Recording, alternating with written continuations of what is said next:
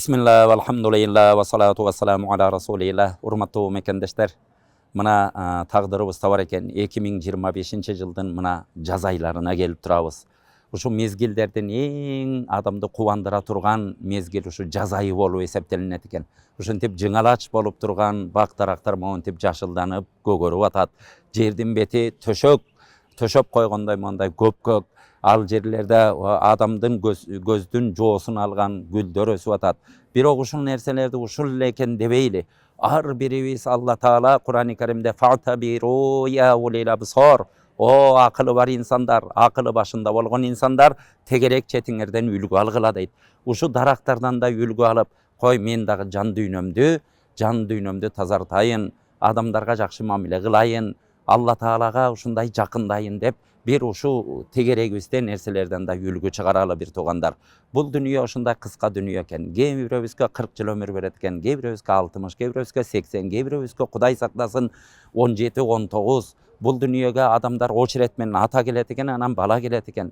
Бул дүйнөдөн кеткенде очеретсиз кетет экенбиз. Кудай сактасын, эч кимдин ата эненин башына баласынын жаман күнүн көрсөтпөсүн. Бирок очеретсиз ата турат, бала кетип калып атат, чоң ата турат, небере кетип калып атат. Ошон үчүн бул дүйнө аманат экен. Бири-бирибизге аманатпыз. Мекенибиз аманат.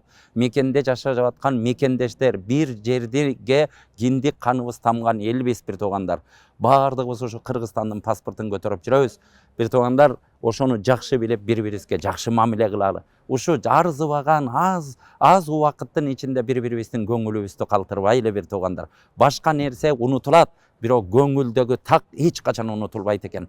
Бири-бирибизге мамиле кылганда күлөр жүздүү болуп, күлүп, жакшы мамиле кылалы. Пайгамбарыбыз саллаллаху алейхи ва саллям ат-табассум ала важхи ахика садака. Сен бир тууганыңдын, бир мекендешиңдин, бир таанышыңдын жүзүнө минтип күлүп, күлөр жүздүү болуп, жылмайып коюң өзүнчө бир садака дейт.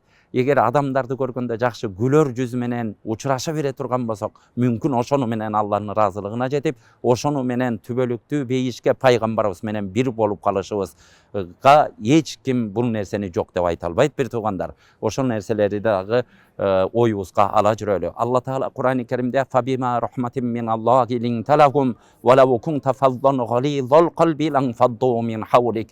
О Мухаммад, Алла Тааланын мээрими менен сен жумшак мүнөздүү болдуң. Эгер сенин жүрөгүң катуу болгондо, орой мамилелүү болгондо, жаныңдагылар чачылып жок болуп кетет эле дейт. Бир туугандар, пайгамбарыбыз ушу жумшак мамиле менен, адеп ахлак менен канчалаган миллиардтаган адамдарды өзү менен Кудайым буйрса, мына бейишке жетелеп кетип атат.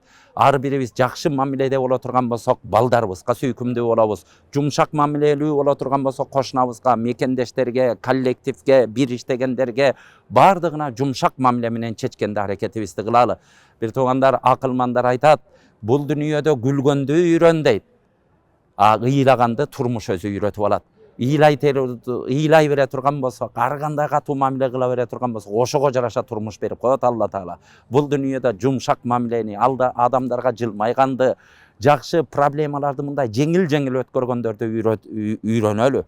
Бирок турмуш болсо бул дүйнө өзү сыноо дүйнөсү. Ал ыйлаганды, кайгырганды турмуш өзү эле үйрөтүп алат. Ошон үчүн бир туугандар, кайгыдан бардыгыбызды алыс кылсын. Алла Таала мекенибизге тынччылык, аманчылык болсун, берсин. Ушундай бу алтындан каректен кымбат мекенибизде түбөлүк жашап, ушул жердин үстүндө кызмат кылып, эл жерибизге бир из калтырып, ушул жердин топурагын жазданып жатышты ар бирибизге насип кылсын. Вассаламу алейкум ва рахматуллахи ва баракатух.